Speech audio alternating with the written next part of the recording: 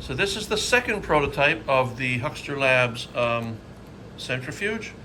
It doesn't look that different, but there's a lot of differences under the hood. I switched the switch over here because I changed the way the battery works. The battery is now a 9 volt, and the way the battery lines up with the plates that I needed to hook the battery to, the wires weren't long enough for the switch to reach the other side, so now the switch is here. I widened these angles out a little bit just to give it a little more space so that the bottles wouldn't rub up against the column. I changed the shape of the column.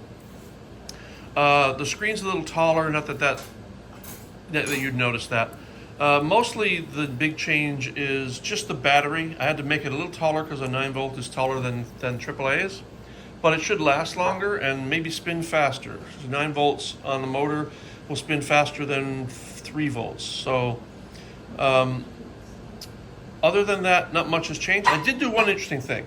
Because I thought that these bottles might at some point want to be taller, I didn't know you can't just increase the height of the column. So what I did is, instead of hooking this directly to the motor, I have this lift off and it's connected to a little gear hub. And if I wanted to, I could make this thing taller by having the bottom extrude downward before we see the gear hub connector. And so it just slips on like so. And that could just as easily be this tall, you know, and with longer arms and taller bottles.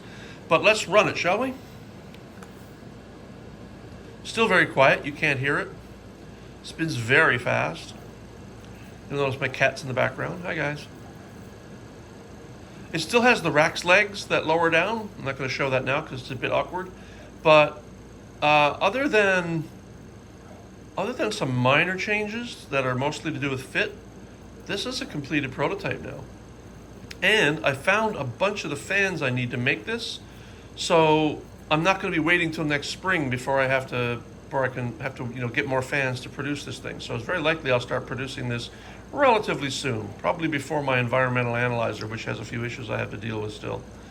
The other thing is, I discovered at Dollar Tree a USB powered motor. That's exactly the same motor, but it's hooked up to this little miniature dustbuster type vacuum, and it doesn't really do anything. I tried it, but if you rip it apart, it's got the motor, it's got a switch, it's a push button switch, and it's a USB powered motor, and that thing spins.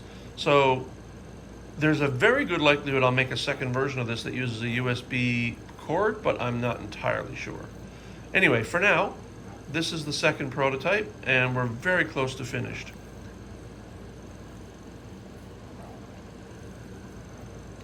Yeah, you can see, yeah, it's very quiet. As I do this, you can hear it. Hi, Rowie. And that's it for now.